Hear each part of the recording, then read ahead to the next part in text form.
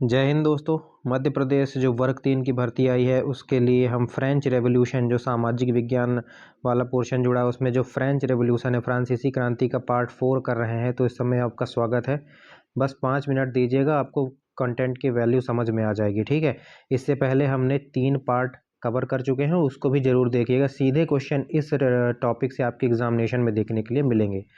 देखिए 201वें नंबर का क्वेश्चन, इससे पहले हमने 200 क्वेश्चन कर चुके हैं। ठीक है, तो फ्रांस में संपत्ति का राष्ट्रीयकरण किसने शुरू किया था? तो नेशनल असेंबली ने फ्रांस में संपत्ति का राष्ट्रीयकरण शुरू किया। अगला है, क्रांति के बाद किस वर्ग को भूमि का स्वामित्व मिला? तो किसानों को क्रांति के बाद भूमि का स्वामित्व मिला था। इससे पहले किसानों को भूमि का स्वामित्व नहीं मिलता था, वो बंधुआ मजदूर की तरह कार्य किया करते थे लुई द 16 के टाइम पर। कौन सी घटना क्रांति का प्रतीक बन गई? बेस्टिल पर हमला मैंने बताया था, ये घटना क्रांति का प्रतीक बन गई थी और ये कब हुआ था? 14 जुलाई 1789 को। अगला है, फ्रांसीसी क्रांति से पहले चर्च की स्थिति कैसी थी? तो यह बहुत ही शक्तिशाली होता था और संपन्न होता था। और ये किस प्रकार का कर लगाता था? उस कर का नाम क्या था? आप मुझे कमेंट सेक्शन में बताइए, पिछले पार्ट में हम कवर कर चुके हैं। अगला है, कौन सी संस्था ने चर्च की संपत्ति जब्त की थी? तो नेशनल असेंबली जो बनी थी उसने चर्च की संपत्ति को जब्त कर लिया था। अगला है, किसने मनुष्य और नागरिकों के अधिकारों की घोषणा लिखी थी? तो लफायेत और मिराबो ने मनुष्य और नागरिकों के अधिकारों की घोषणा लिखी थी। जरूर याद रखिएगा, आएगा आपके एग्जाम में। अगला क्वेश्चन है आपका, फ्रांसीसी क्रांति ने महिलाओं की भूमिका पर किसने किताब लिखी थी? तो ओलंप डेगोज ने लिखी थी। और ओलंप डेगोज कौन था और इसका ओरिजिनल नाम क्या था? आप मुझे ज़रूर बताइएगा।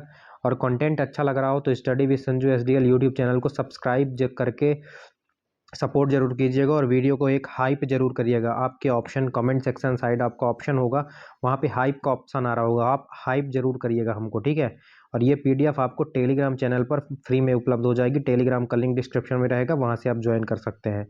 अगला है, फ्रेंच क्रांति एक सामाजिक क्रांति थी, यह कथन किसका था? तो कार्ल मार्क्स का कथन था, फ्रेंच क्रांति एक सामाजिक क्रांति थी। अगला है, रॉबेस्पियर किस क्रांतिकारी विचारधारा से जुड़ा था? तो कट्टर लोकतंत्र इसकी जो है विचारधारा थी, किसकी? रॉबेस्पियर की। और ये जैकोबिन क्लब से संबंधित था, मैंने आपको बताया। इसके शासनकाल को रेन ऑफ टेरर कहा जाता है।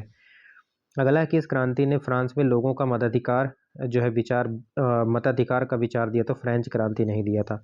अगला है, फ्रांसीसी क्रांति के समय महिलाओं की प्रमुख मांग क्या थी? समान अधिकार और वोटिंग राइट्स जो है महिलाओं का जो है मेन जो मांग थी वो समान अधिकार मिलना चाहिए, क्योंकि उनको अधिकार समान रूप से नहीं दिए गए थे और वोटिंग राइट भी इनको नहीं दिए गए थे। ठीक है, तो ये इनका मेन मांग था।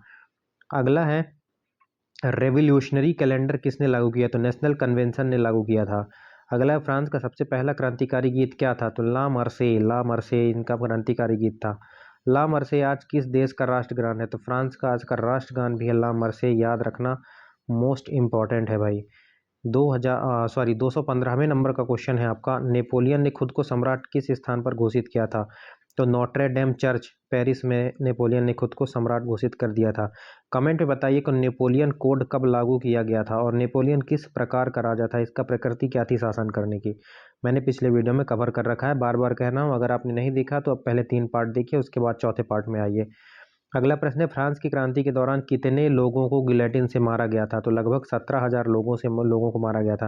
और ये गिलेटिन क्या था? गिलोटिन एक डिवाइस थी, एक यंत्र टाइप का था जिसमें सिर डाला जाता था और काट दिया जाता था ऊपर से ब्लेड गिराकर। और इसको बनाने वाला गिलोटिन था, उसी के नाम पर बन गया था। और रेन ऑफ टेरर जो रॉबेस्पियर के टाइम पर, जो रॉबेस्पियर था, जो जैकोबिन क्लब का सदस्य हुआ करता था रॉबेस्पियर, उसके टाइम पर इस गैलेटिन का बहुत उपयोग किया गया था, याद रखिएगा। इसीलिए उसके शासनकाल को रेन ऑफ टेरर कहा जाता था, रॉबेस्पियर के शासनकाल को। अगला है, रेन ऑफ टेरर का सबसे बुरा समय कब था? तो जून 1793 से जुलाई 1794 के बीच में। अगला है, किस घटना के बाद रेन ऑफ टेरर समाप्त हुआ? रॉबेस्पियर को फांसी दे दी गई थी, उसके बाद जो है रेन ऑफ टेरर समाप्त हो गया था।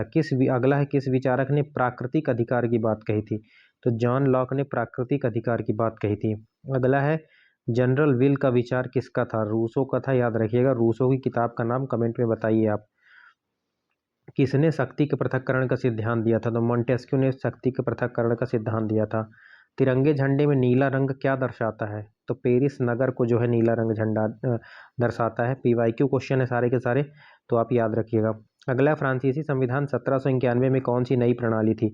संवैधानिक राजतंत्र थी, याद रखिएगा। कल मैंने इसका पूरा मतलब बताया हुआ था, संवैधानिक राजतंत्र का मतलब क्या होता है, पिछले वीडियो में। अगला है किस युद्ध ने फ्रांसीसी क्रांति को गति दी? अमेरिका के स्वतंत्रता संग्राम ने फ्रांसीसी क्रांति को गति दी थी। अगला है नेपोलियन ने फ्रांस के बाहर सबसे अधिक युद्ध कहाँ किए? यूरोप में किए थे, स्पेशली स्पेन, रूस, ऑस्ट्रिया और इंग्लैंड में। अगला है किसने फ्रांस में राज्य की शक्तियाँ सीमित की? 1791 का जो संविधान आया था उसने, जो लुई द 16 थी उसकी शक्तियों जो निरंकुश हो चुका था तो उसको जो है अंकुश में लाने का काम किया था 1791 के संविधान ने। अगला है संपत्ति आधारित समाज किस क्रांति की देन है? फ्रांसीसी क्रांति की ही देन है संपत्ति आधारित समाज। ठीक है, क्रांति के बाद फ्रांस में कौन सी मुद्रा चलन में आई थी? तो असिग्नॉट आई थी, असिग्नॉट याद रखना। क्रांति के बाद फ्रांस में नई मुद्रा चलन में आई थी, उसका नाम था एसिग्नॉट। ठीक है, याद रह जाएगा। मैं आपको एक बार फिर से बता देता हूँ, वर्ग 3 चयन परीक्षा के लिए हम पढ़ रहे हैं जो सामाजिक विज्ञान का पोर्शन जुड़ा हुआ है। ना सिर्फ वर्ग 3, एमपी बिजली विभाग के लिए भी इक्वली इंपॉर्टेंस रखता है ये टॉपिक। अगला है ऑसिग्नॉट क्या था? तो भूमि आधारित कागजी मुद्रा थी ये, याद रखिएगा। ऑसिग्नॉट के कारण क्या हुआ था? तो महंगाई और आर्थिक संकट उत्पन्न हो गया था ऑसिग्नॉट के कारण, जरूर याद रखिएगा। ठीक है, अगला है फ्रांसीसी क्रांति से कौन सा सिद्धांत सबसे अधिक प्रभावित हुआ? लोकतंत्र प्रभावित हुआ था। अगला है राजा जनता के लिए होता है, जनता राजा के लिए नहीं। यह भावना किसकी थी? फ्रेंच क्रांति के लिए ही थी। मतलब राजा जनता के लिए होता है, जनता का कार्य करने के लिए होता है। जैसे हमारे यहाँ मोदी जी राजा ही टाइप के हैं ना, तो वो जनता की भलाई के लिए वहाँ पर बैठे हुए हैं, ना कि जनता का शोषण करने के लिए। जनता राजा के लिए नहीं होती है, इसका कहने का मतलब ये है राजा जनता के लिए होता है, जनता राजा के लिए नहीं होती भैया कि हम मोदी जी की सेवा करने जाएंगे, मोदी जी हमारी सेवा करेंगे।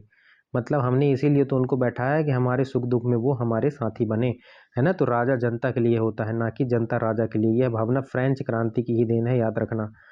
और लोकतंत्र में ये सबसे ज़्यादा देखने के लिए मिलता है। अगला है फ्रेंच क्रांति का मुख्य प्रभाव भारत पर क्या पड़ा? राष्ट्रवाद और सुधार आंदोलनों का को प्रेरणा मिली थी भारत में। ठीक है, याद रखिएगा फ्रेंच क्रांति से। अगला है फ्रांसीसी क्रांति के बाद सबसे पहले किस देश ने गणराज्य अपनाया था? तो फ्रांस ने अपनाया था। फ्रांस की राज्य व्यवस्था में बदलाव कब हुआ था? तो 1789 के बाद ही हुआ था, जब इनका जो है क्रांति हुई थी। अगला है किस वर्ग ने सबसे पहले नेशनल असेंबली की स्थापना की थी?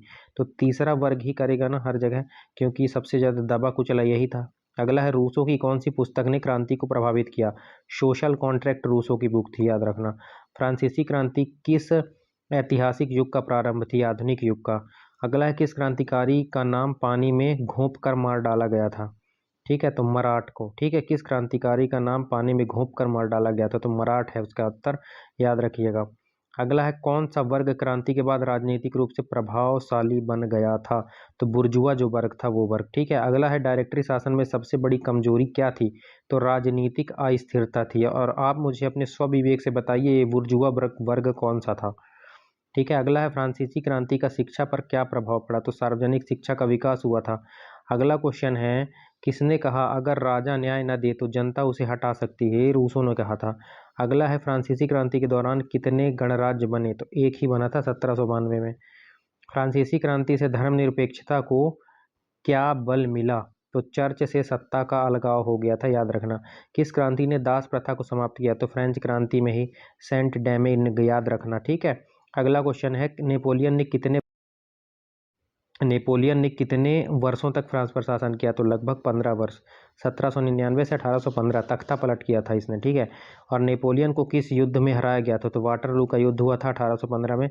वाटरलू का युद्ध कहाँ पर हुआ था? आप मुझे कमेंट सेक्शन में बताइए। क्रांति के दौरान, अगला है क्रांति के दौरान महिलाओं ने किस प्रमुख कार्य में भाग लिया था? तो रानी से अनाज की मांग करने वर्साय तक मार्च करी थी इन्होंने। रानी से अनाज की मांग करने के लिए वर्साय तक मार्च करी थी इन्होंने। अगला है संस्कुल्टोस क्या था? संस्कुल्टोस आंदोलन का नेतृत्व किसने किया था? सॉरी, तो मजदूर और गरीब तबके के लोग ही किए होंगे ना, तीसरा वर्ग जो था। अब यहाँ पर गरीब और मजदूर और गरीब तबके की जगह में तीसरा वर्ग भी आ सकता है। ठीक है, अगला है नेपोलियन की नीतियों को क्या नाम दिया? नेपोलियन कोड कब लागू किया? आप मुझे कमेंट में बताइए। पॉलिटिकल क्लब का उद्देश्य क्या था? राजनीतिक विचारों का प्रसार और संगठन। अगला है जैकोबिन क्लब किस वर्ष समाप्त हुआ? 1794 में। रोबेस्पियर की जब मृत्यु हो गई, रेन ऑफ टेरर, और जैकोबिन क्लब समाप्त हो गया। अगला है फ्रांस क्रांति के कौन से नेता वकील थे? तो डेंटन और रोबेस्पियर ये वकील थे, याद रखना। कौन से विचार फ्रांसीसी क्रांति के मूल में थे? स्वतंत्रता, समानता, बंधुत्वता, याद रखना, मोस्ट इंपॉर्टेंट है। नेपोलियन ने फ्रांस की आर्थिक व्यवस्था कैसे सुधारी थी? तो बैंक ऑफ फ्रांस की स्थापना करके। तो बैंक ऑफ फ्रांस की स्थापना किसने करी, आपसे पूछ सकता है, नेपोलियन ने करी। अगला है, नेपोलियन के शासन में कौन से सुधार हुए? प्रशासनिक, शैक्षणिक और विधिक प्रकार के सुधार हुए थे नेपोलियन के शासन में। देखिए रैपिड फायर राउंड है ये, ठीक है, आपको रिवीजन करवाना मेरा उद्देश्य है। आपका पेपर है 31 अगस्त से चालू, तो आपको जो एकदम डिटेल से बताने की कोशिश कर रहे हैं वो आपके साथ खिलवाड़ कर रहे हैं, ठीक है। यहाँ पे मैं आपको फैक्ट बता दूंगा एकदम, आप इनको रट के चले जाना। टेलीग्राम पे जाएगा PDF, उसको देख लेना, 3-4 बार देख लेना, वहाँ पर टिक लगा के आ जाना, नौकरी ले लेना, ख़त्म, खेल करना, ठीक है। यहाँ अभी सबसे ज़्यादा ज़रूरत है आप कोर्स बेचने वालों से, और बिल्कुल दूर रहिए, ठीक है। आपको जहाँ पे अच्छा कंटेंट, आपको वैल्यूएबल, इतने बड़े हो गए हो, इतनी सद्बुद्धि भगवान ने आपको दी है, तभी सरकारी नौकरी की तैयारी कर रहे हो, है ना। और एक एग्ज़ाम निकालने के बाद ये जो है आप मेंस दे रहे हो, आप टीचर भर्ती टेस्ट वाला, ठीक है। डी एड वालों को शायद इस बार एलिजिबल किया हुआ है। तो इतनी बुद्धि तो दी हुई है, तो आप भटकाव से बचो और अपना जो आपको जहाँ भला लगता हो, मैं नहीं कहता मेरे चैनल आपको बकवास लगता है तो आप अनसब्सक्राइब कर दो अभी इसको। जहाँ पे आपको अच्छा लगता हो वो वाला आप देखो, नोट्स बनाओ या PDF से पढ़ो और अपना एग्ज़ाम निकालो और निकलो। ये कोर्स बेचने वालों से बच के रहना मेरे भाई, पहले से बता दे रहा हूँ, नहीं तो ये तुम्हारी ज़िंदगी खा जाएंगे। अगला प्रश्न देखो, चलो अपन जो है टाइम वेस्ट नहीं करते, थोड़ा सा ज्ञान की बात बताना आपको ज़रूरी है। और अगर वैल्यूएबल लगता है मेरा कंटेंट, आपको मेरी बात वैल्यूएबल लगती है, तो आप चैनल को सब्सक्राइब, वीडियो को लाइक ज़रूर करिएगा और हाइप ज़रूर करिएगा, हाइप दीजिएगा। कमेंट सेक्शन में जाएंगे तो हाइप ज़रूर करेंगे, जिससे क्या है कि ज़्यादा सर्चेबल बनाता है हमारे कंटेंट को, ठीक है। तो हाइप ज़रूर करना आप, और कमेंट करके बताना कैसा लगा। अगला है, फ्रांस में महिलाओं की स्थिति क्रांति के बाद कैसी थी? तो अधिकार सीमित थे क्योंकि इन्हें वोटिंग राइट नहीं मिले थे, लेकिन जागरूकता बढ़ गई थी क्योंकि पढ़ लिख गई थी ना। अगला है, किस क्रांति ने मानवाधिकार की अवधारणा मजबूत हुई? फ्रेंच क्रांति ही है इसका उत्तर। फ्रांसीसी क्रांति ने किस व्यवस्था को समाप्त किया? तो सामंतवाद को समाप्त किया था। अगला है, फ्रांसीसी क्रांति की प्रेरणा ने किस विचार को जन्म दिया? तो समाजवाद और राष्ट्रवाद, याद रखना, ठीक है। अगला है, नेपोलियन की सेना को क्या कहा जाता था? मोस्ट इंपॉर्टेंट क्वेश्चन है, ग्रैंडी आर्मी कहा जाता था नेपोलियन की सेना को। अगला है, किस देश ने नेपोलियन का सबसे अधिक चुनौती दी थी? तो सबसे अधिक चुनौती ब्रिटेन ने दी थी नेपोलियन को। अगला है, नेपोलियन ने रूस पर कब आक्रमण किया था? तो 1812 में नेपोलियन ने रूस पर भी आक्रमण कर दिया था। अगला है, फ्रांसीसी क्रांति के नेता पत्रकार भी थे, मराठ जो है फ्रांसीसी क्रांति के नेता थे और पत्रकार भी थे। और इसके अलावा रॉबेस्पियर जो क्या था, वो वकील था। फ्रांसीसी क्रांति के दौरान प्रेस की स्वतंत्रता कैसी थी? तो प्रारंभ में स्वतंत्र थी, फिर नियंत्रित हो गई थी भाई, याद रखना। प्रारंभ में स्वतंत्र जरूर किया गया था इसे। अगला है, नेपोलियन को निर्वासित पहली बार कहाँ किया गया? एल्बा द्वीप पर। नेपोलियन को सबसे पहले निर्वासित एल्बा द्वीप पर किया गया। किस युद्ध के बाद नेपोलियन ने आत्मसमर्पण किया? वाटरलू। कमेंट सेक्शन में आपने बताया वाटरलू कहाँ पर है, जरूर बताइए। नेपोलियन कोड का प्रभाव कहाँ तक पड़ा? पूरे यूरोप में पड़ा था। अगला है, किस महिला ने महिलाओं की शिक्षा पर जोर दिया था? तो महिलाओं की शिक्षा पर जोर दिया था ओलम टैगोस, नाम याद रख लेना। अगला है, कौन से क्लब में व्यापारी वर्ग की भूमिका अधिक थी? तो जो व्यापारी वर्ग जो है उसका प्रभुत्व ज़्यादा था, गिरोंडिस्ट क्लब था, याद रखना, ठीक है। अगला है, क्रांति के बाद किस क्षेत्र में सुधार सबसे अधिक हुआ? तो प्रशासन और कानून में। अगला है, क्रांति के बाद फ्रांस में धर्म की भूमिका कैसी थी? तो राज्य नियंत्रण में हो गया था धर्म, ठीक है, स्वतंत्र नहीं रह गया था। अगला है, किस क्रांति का तानाशाह कहा गया? किसे क्रांति का तानाशाह? तो रॉबेस्पियर, रेन ऑफ टेरर वाला। फ्रांसीसी क्रांति का यूरोप में क्या असर पड़ा? राजशाही के खिलाफ विद्रोह फैले थे, याद रखना। अगला है, फ्रांसीसी क्रांति के आदर्श किस संविधान में शामिल है? तो भारत के संविधान में बिल्कुल शामिल है। अगला है, फ्रांसीसी क्रांति ने किस वर्ग को शक्ति दी? तो तीसरा वर्ग है आपका, जो मध्यम वर्ग है वही ना है। अगला देखो, अगला, जैकोबिन नेताओं में सबसे कट्टरपंथी रॉबेस्पियर। रॉबेस्पियर का आप एक क्वेश्चन लिख के ले लीजिए और नेपोलियन से एक क्वेश्चन आप लिख के ले लीजिए, आपके एग्जाम में आना ही आना है। अगला है, डायरेक्टरी शासन में कितनी कार्यकारी शक्तियाँ थी? 5 थी, ये भी मोस्ट इंपॉर्टेंट प्रश्न है। अगला है, फ्रांसीसी क्रांति के विचार कहाँ कहाँ फैले? तो पूरे यूरोप में, लैटिन अमेरिका और भारत में फैले, ठीक है। अगला है, फ्रांसीसी क्रांति के दौरान कितने संविधान बने? 3, 1791, 1793 और 1795 में संविधान बने थे, याद रखना। अगला है, फ्रांसीसी क्रांति से पहले चर्च की भूमिका क्या थी? तो चर्च न्याय और कर संग्रह करता था, मतलब न्याय भी करता था चर्च, और कर का संग्रह भी करता था, जो राजा को करना चाहिए था। तो ये किस प्रकार का कर लेता था? मैंने कल बताया था चर्च किस प्रकार का कर लेता था, आप मुझे कमेंट सेक्शन में बताइए। अगला, फ्रांसीसी क्रांति का अंतिम उद्देश्य क्या था? समान और लोकतांत्रिक समाज था, याद रखना। रॉबेस्पियर के बाद शासक किसके पास गया था? तो डायरेक्टरी के पास चला गया था, आपको मालूम होना चाहिए। अगला है, फ्रांसीसी क्रांति के दौरान कौन सी संस्था निष्क्रिय रही? तो राजतंत्र, ये निष्क्रिय हो गई थी। राजतंत्र के विरोध में ही तो क्रांति हुई थी भाई। अगला है किस संविधान में मताधिकार सबसे व्यापक था? तो 1793 का संविधान। अगला है नेपोलियन ने शिक्षा को कैसे सुधारा? राज्य नियंत्रण और विद्यालयों की स्थापना करी थी नेपोलियन ने, और बैंक ऑफ फ्रांस की भी स्थापना करी थी, याद रखना। अगला है फ्रांसीसी क्रांति के प्रमुख आर्थिक कारण क्या थे? तो कर की असमानता थी, ऋण बहुत ज़्यादा हो गया था और महंगाई बहुत ज़्यादा बढ़ गई थी। टोटल राजा निरंकुश हो गया था, इसलिए क्रांति हो गई थी।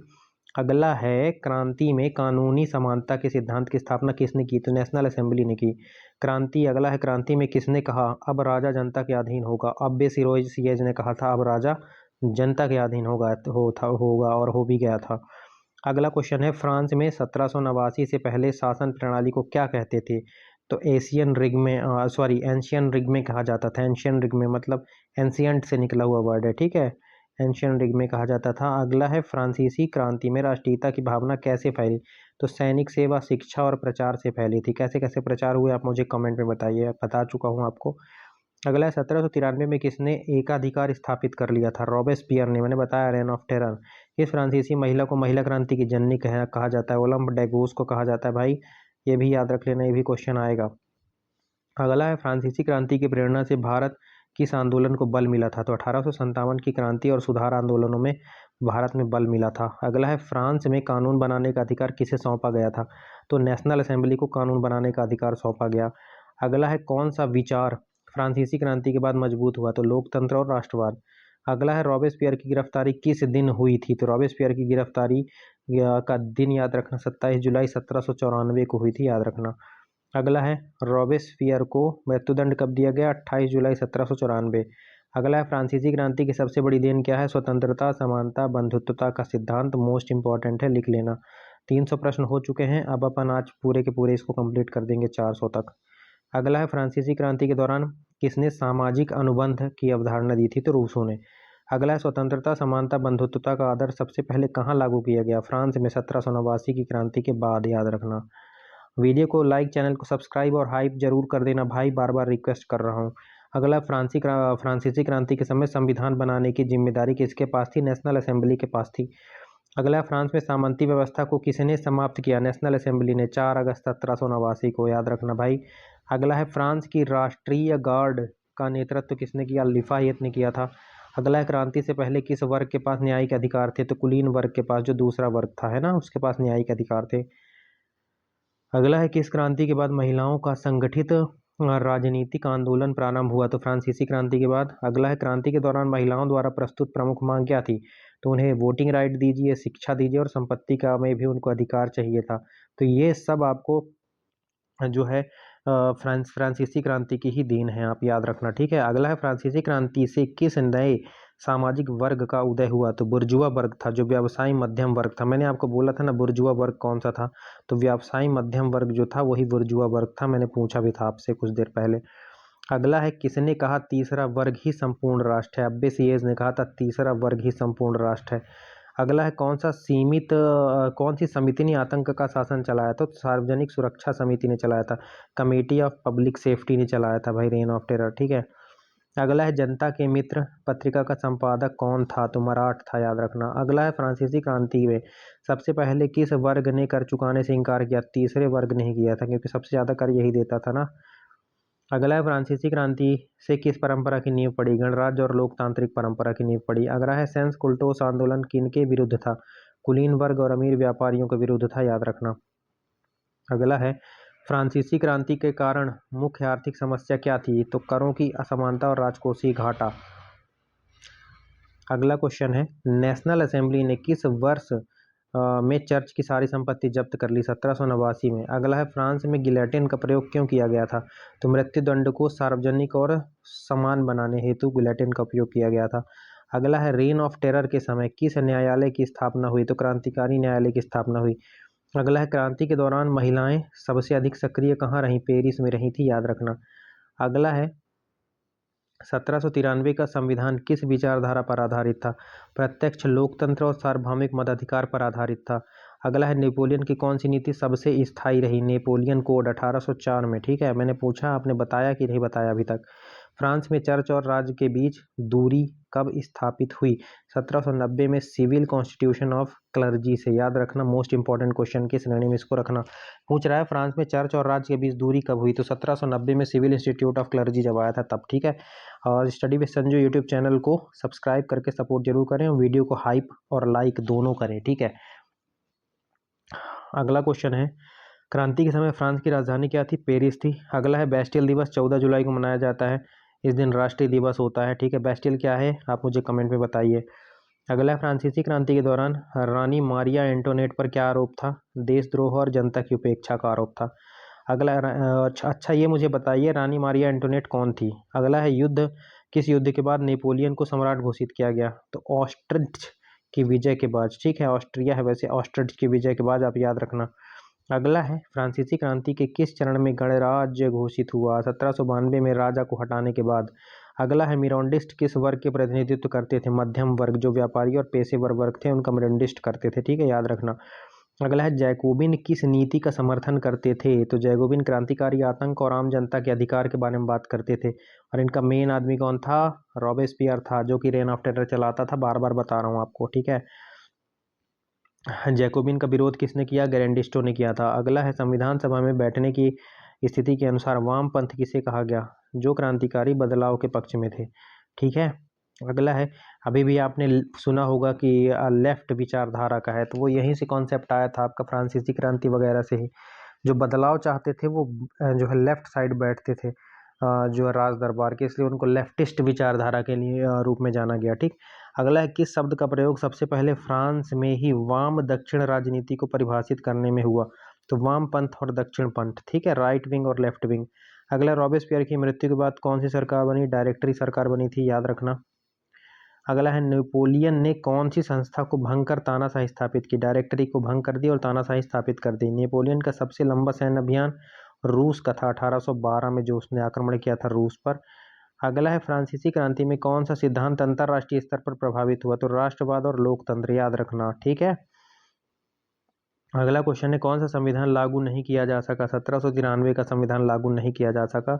अगला है, किस आंदोलन ने गुलामी समाप्त करने की मांग की? जैकोबिन आंदोलन ने गुलामी समाप्त करने की मांग की थी।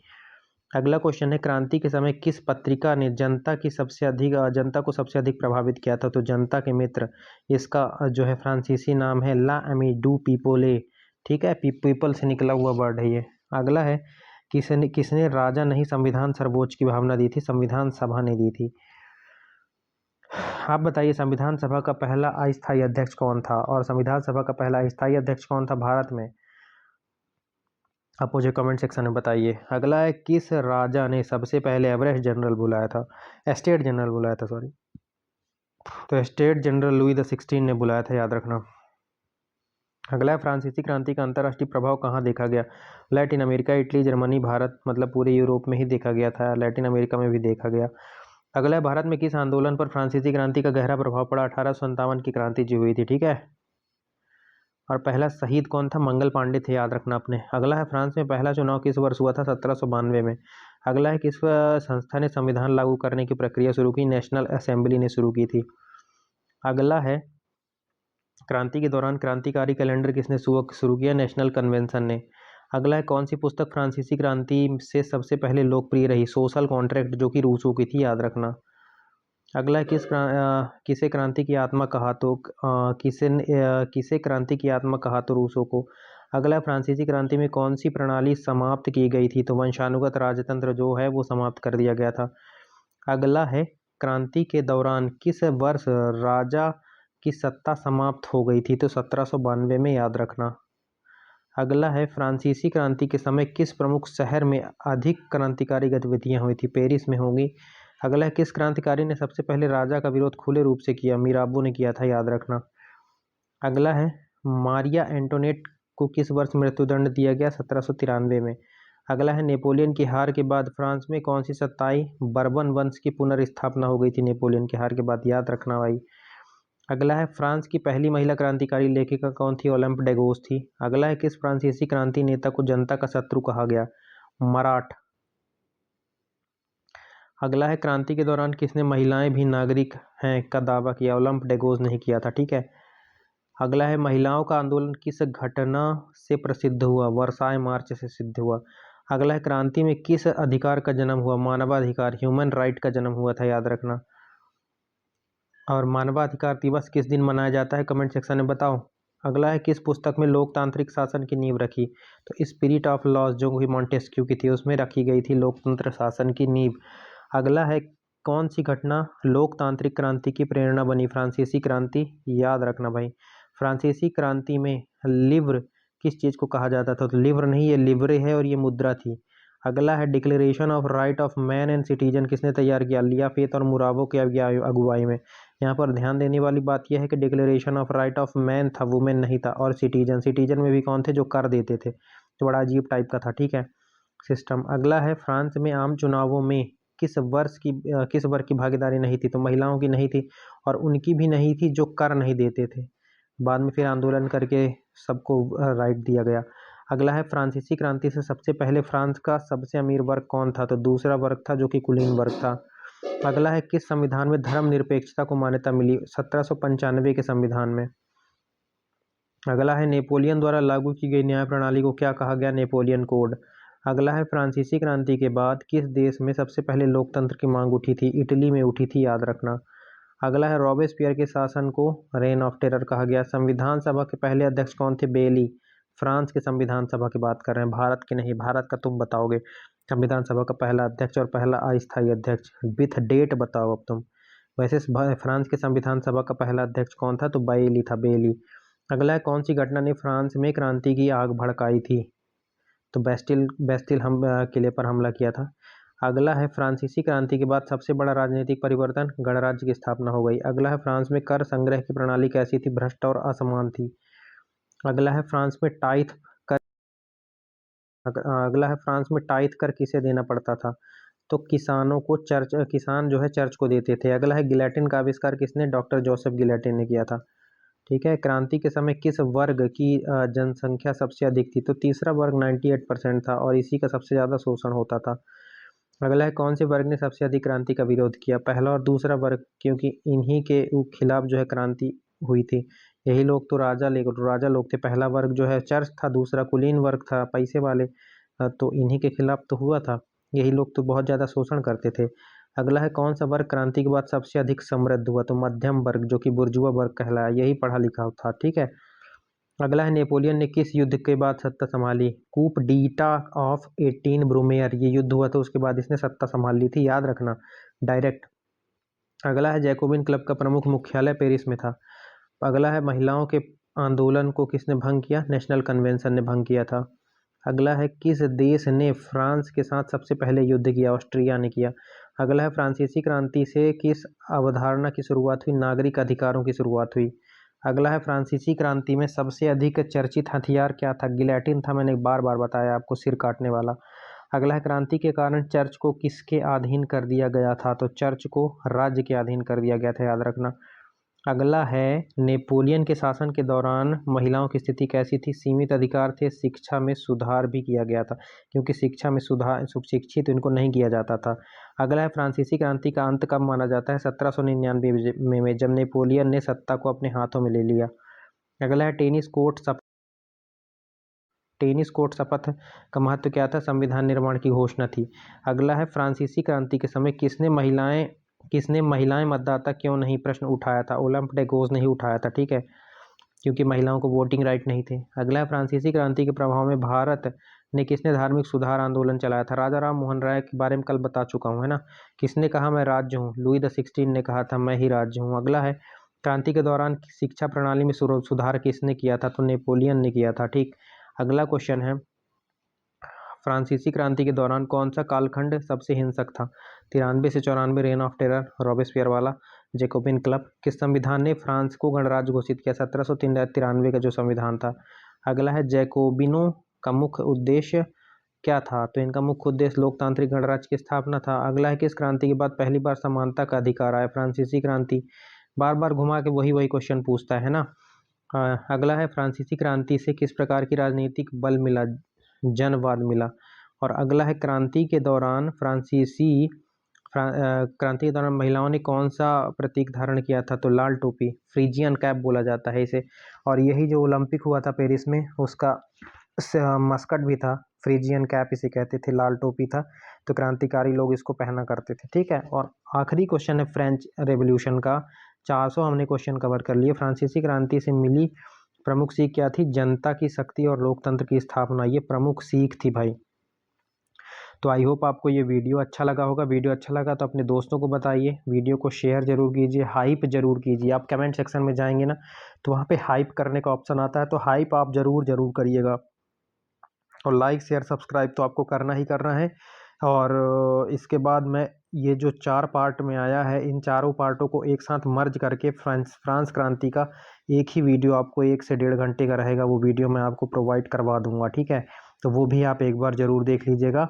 और इसके बाद मैं इसको टेलीग्राम चैनल में इस PDF को डाल दूंगा। टेलीग्राम का लिंक डिस्क्रिप्शन में रहेगा हर वीडियो के, तो वहाँ से आप जाएंगे तो आप देख लेंगे। इसका प्लेलिस्ट भी बना हुआ है, तो प्लेलिस्ट में भी जाकर आप वीडियोस चेकआउट कर सकते हैं। तो चलिए, आई होप आपको समझ में आया होगा। अगर समझ में आया है तो वीडियो को लाइक, चैनल को सब्सक्राइब करके सपोर्ट जरूर करिए। मिलते हैं वर्ल्ड हिस्ट्री या इंडियन हिस्ट्री के किसी अगले पार्ट में। तब तक के लिए जय हिंद, जय भारत। खुश रहिए, मस्त रहिए, व्यस्त रहिए, पढ़ते रहिए, मुस्कुराते रहिए। और study with Sanju YouTube channel को सब्सक्राइब करके सपोर्ट जरूर कीजिए।